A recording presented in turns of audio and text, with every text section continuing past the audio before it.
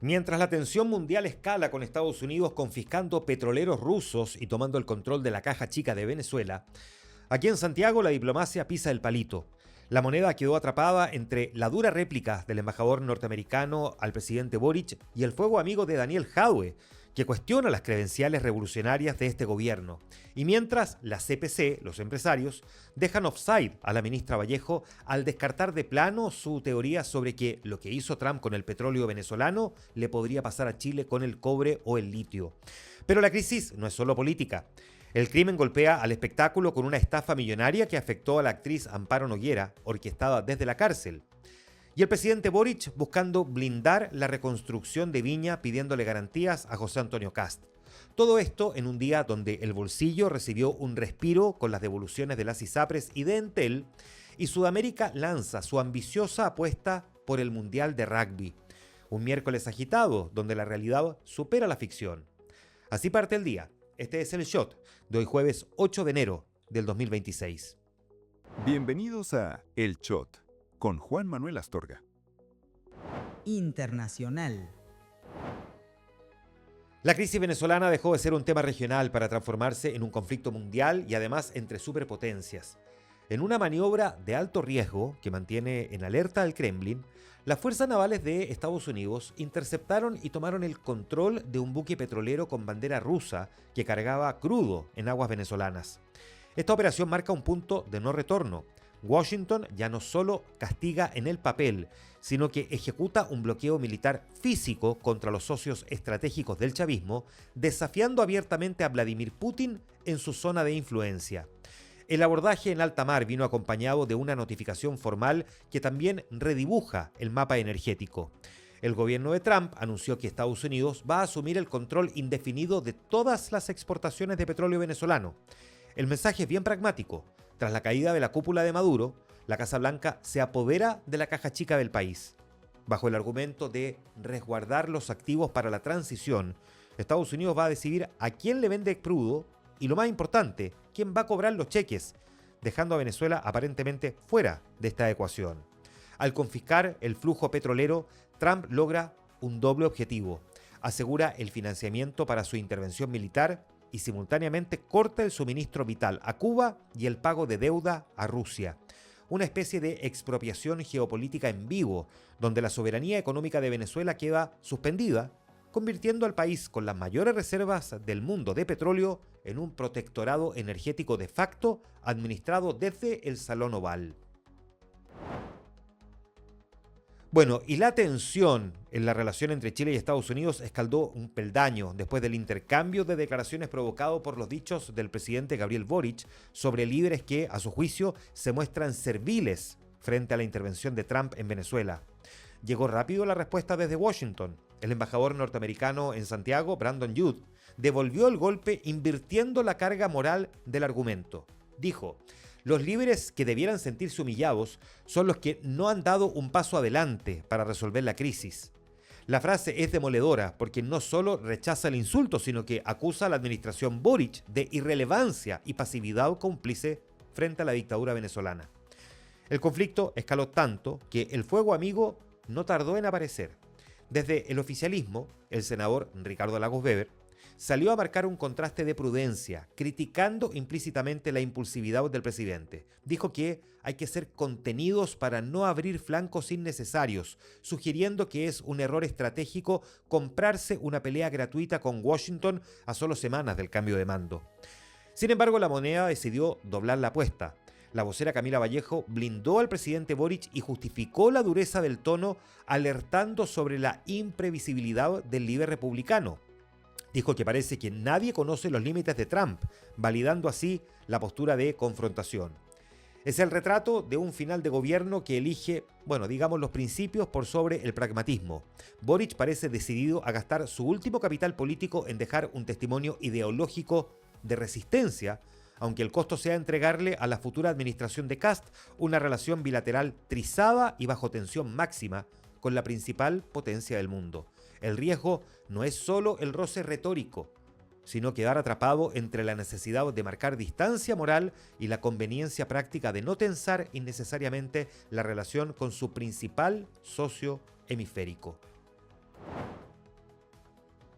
Bueno, hay que decir también que la ministra Camila Vallejo encendió una polémica adicional al advertir que la intervención de Estados Unidos en Venezuela podría sentar un precedente que, en el futuro, amenace también recursos estratégicos como el cobre y el litio de la región, incluyendo Chile.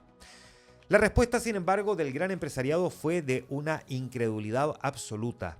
La CPC salió al paso calificando los dichos como lejos de la realidad. La presidenta de la Confederación de la Producción y del Comercio, Susana Jiménez, calificó la idea de un riesgo para el cobre y consideró la extrapolación como un salto excesivo desde la situación venezolana hacia el contexto chileno. Aseguró, de hecho, que se trata de un análisis político más que de una amenaza concreta para los recursos chilenos. Pero el cuestionamiento más duro llegó en realidad desde la izquierda. En una mirada corrosiva, Daniel Jadwe ironizó con la retórica de la ministra lanzando una pregunta envenenada. ¿Se creen revolucionarios todavía? El exalcalde del mismo partido de Vallejo, el comunista, acusó al gobierno de impostura, sugiriendo que este súbito antiimperialismo es un disfraz de última hora para una administración que a su juicio jamás se atrevió a tocar los intereses de fondo durante su mandato. La vocera quedó atrapada en el peor de los escenarios. Mientras el poder económico la desautoriza por falta de rigor técnico, sus propios aliados históricos la desprecian por falta de credibilidad política. Es el síntoma terminal de un gobierno que, al intentar endurecer la voz para recuperar identidad, solo logró unificar a sus críticos en el rechazo. En otros temas, el presidente Gabriel Boric reconoció que la reconstrucción de Viña del Mar tras el incendio ha avanzado más lentamente de lo que esperaba y llamó al futuro gobierno a asegurar la continuidad de ese proceso para no frustrar las expectativas de las familias afectadas.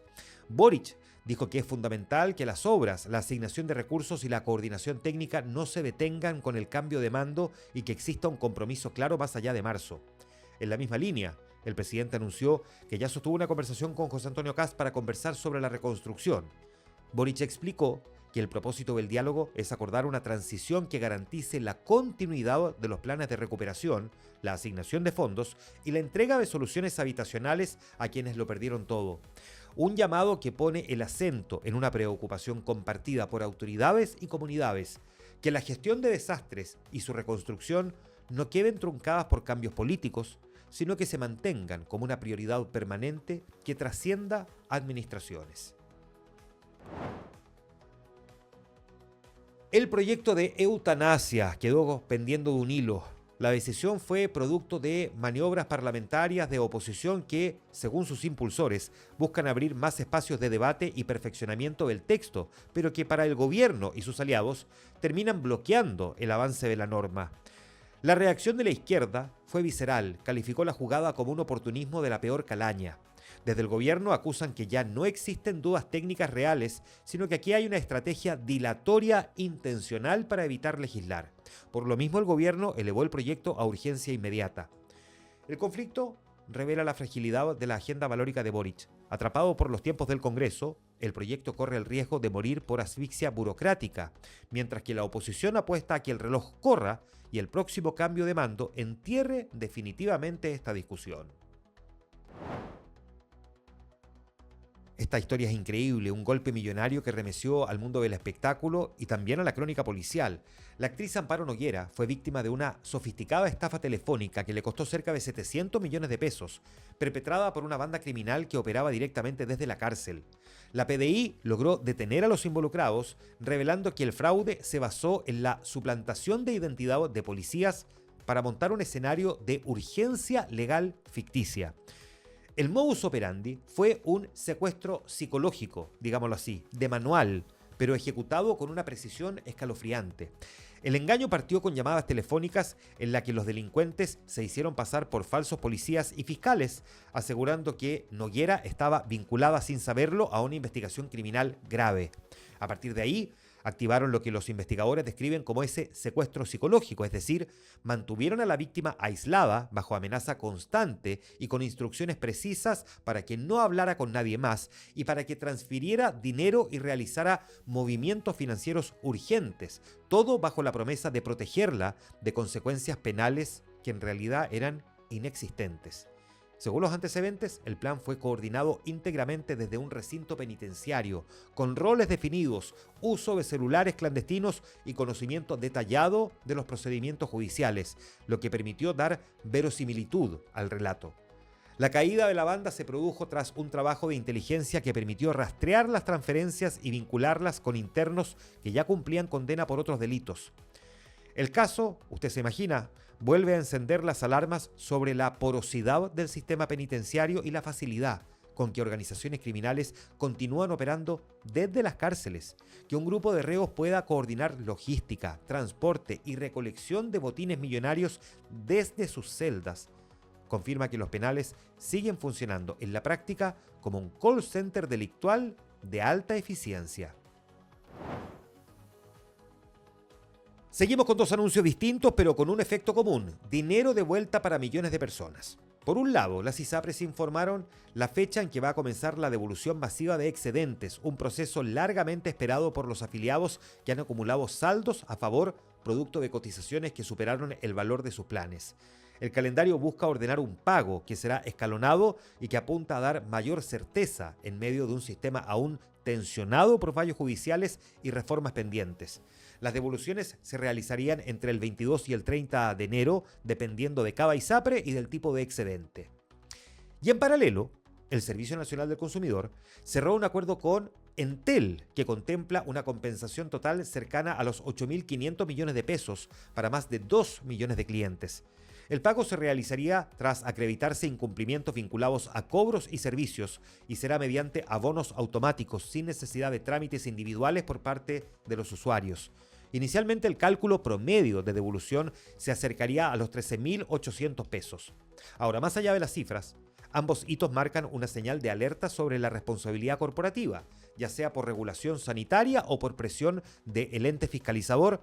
El mercado se ve forzado a devolver recursos que, en rigor, siempre pertenecieron al bolsillo de los usuarios. La actualidad del país se resume adicionalmente con estos otros tres titulares. El comercio exterior chileno cerró el 2025 con cifras doradas. Las exportaciones quebraron por primera vez la barrera psicológica de los 100.000 millones de dólares, un hito inédito. El dato confirma la fortaleza de la matriz exportadora chilena, que logró navegar con éxito y romper récords pese a la incertidumbre económica global. Los habitantes de la megatoma de San Antonio acusaron el golpe tras el sorpresivo anuncio de desalojo, que será en los próximos días, calificándolo como un balde de agua fría. Aseguran que no hubo un proceso previo claro ni alternativas habitacionales, lo que generó incertidumbre y enojo entre las familias que viven en ese sector. El plan de retiro forzado abrió un nuevo foco de conflicto urbano y social en la zona, una medida reactiva, la atención máxima en el asentamiento más grande del país. El diálogo entre la empresa y el sindicato en la minera Manto Verde, un yacimiento ubicado en la región de Atacama, terminó sin acuerdos y el sindicato afirmó que la operación está casi completamente paralizada tras 6 días de huelga. La tensión explota en un momento crítico. Con el precio del cobre en racha, la paralización amenaza con desaprovechar la ventaja de ganancias que ofrece el actual boom del metal rojo. Y en los deportes, en medio de una profunda crisis del fútbol chileno, los clubes están comenzando a sondear aparentemente a la exministra Cecilia Pérez como posible presidenta de la Asociación Nacional de Fútbol Profesional, la ANFP. Su nombre genera interés por una mezcla estratégica. Tiene el peso político de haber sido vocera de gobierno y ministra del deporte, sumado a su experiencia dirigencial reciente en la mesa de Azul Azul. La figura de Pérez ha sido propuesta en reuniones internas como una alternativa que combine gestión administrativa con un perfil público fuerte, capaz de mediar entre clubes, jugadores y autoridades deportivas. Aunque aún no hay una candidatura formal ni un anuncio formal, las conversaciones revelan la voluntad de algunos dirigentes de buscar un perfil diferente a los tradicionales líderes de la ANFP. Si se concreta, la postulación de una exministra para presidir el fútbol chileno sería un hito y una señal de que los clubes están dispuestos a apostar por un cambio más allá del ámbito estrictamente deportivo. Chile y varios países sudamericanos trabajan en una ambiciosa candidatura conjunta para ser sede del Mundial de Rugby 2035, un evento sin precedentes en la región. El plan contempla inversiones millonarias en infraestructura deportiva, con ideas para construir y mejorar estadios, así como garantizar servicios, transporte y alojamiento para decenas de miles de visitantes. La ambición es posicionar a Sudamérica como un actor clave en el rugby mundial, aprovechando el crecimiento del deporte y la experiencia organizativa acumulada en torneos regionales. La idea de una sede compartida también busca fortalecer la integración entre países como Argentina, Chile, Uruguay y Brasil, que ya han mostrado interés en colaborar para hacer realidad este hito deportivo. Si se concreta, la realización del Mundial de Rugby 2035 en Sudamérica será una señal de madurez para la región en el deporte global, con oportunidades económicas y de posicionamiento internacional. Y en el flashback de un día como hoy, 8 de enero, en 1642 muere Galileo Galilei, el padre de la ciencia moderna que falleció bajo arresto domiciliario por atreverse a decir que la Tierra giraba alrededor del Sol. La Iglesia tardó siglos en pedir perdón por esto. Un día como hoy, en 1896, La Voz de los Marginados nace en Buenos Aires, pero más chileno que los porotos, Manuel Rojas, el autor de Hijo de Ladrón, que metió el anarquismo y la pobreza en la literatura nacional, dándole dignidad al roto chileno.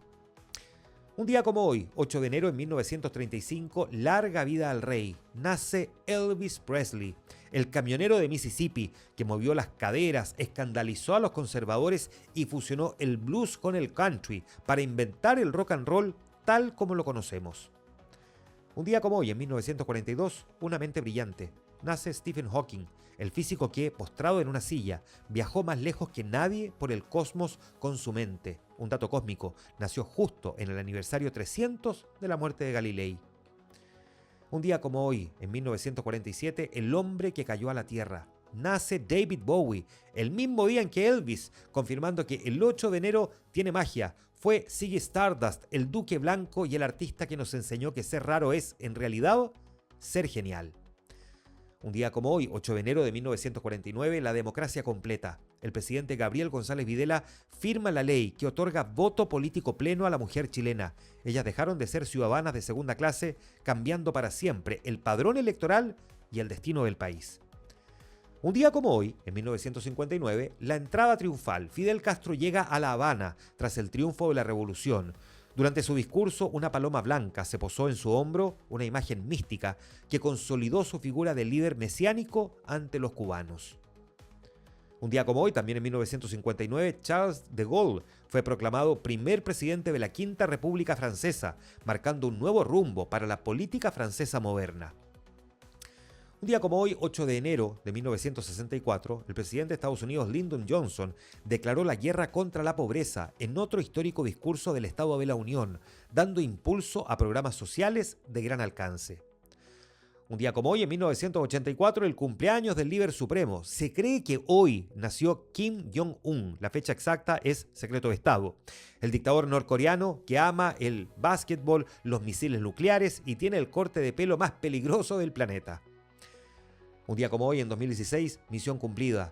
El presidente mexicano Peña Nieto anuncia la recaptura de El Chapo Guzmán. Se terminaron los túneles y las entrevistas clandestinas con Sean Penn, el narco más buscado del mundo, volvía tras las rejas. Y atentos con, como siempre, varios temas. El presidente electo José Antonio Kast se reúne esta mañana en Icare con los líderes empresariales del país. Hoy se entregan los resultados de la encuesta de caracterización socioeconómica CACEN, estudio que se realiza en las viviendas particulares del país para medir la pobreza y obtener información detallada sobre la situación socioeconómica de la población y sus hogares. Hoy el Instituto Nacional de Estadísticas publica en su web el IPC de diciembre. Y hoy el presidente Gabriel Boric encabeza la visita técnica al avión tanquero Boeing 737, el Fireliner, destinado al combate de incendios forestales. Luego va a encabezar la visita inspectiva y el inicio de pruebas de los nuevos trenes del tren Limache-Puerto DF.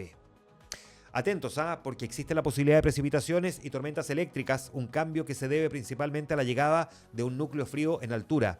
Lluvias que podrían aparecer cerca de las 5 de la tarde, quizás antes, principalmente en las zonas precordilleranas, aunque la inestabilidad va a alcanzar también los valles. Este fue el Shot de hoy jueves 8 de enero del 2026. La necesaria dosis diaria de actualidad. Hasta mañana viernes.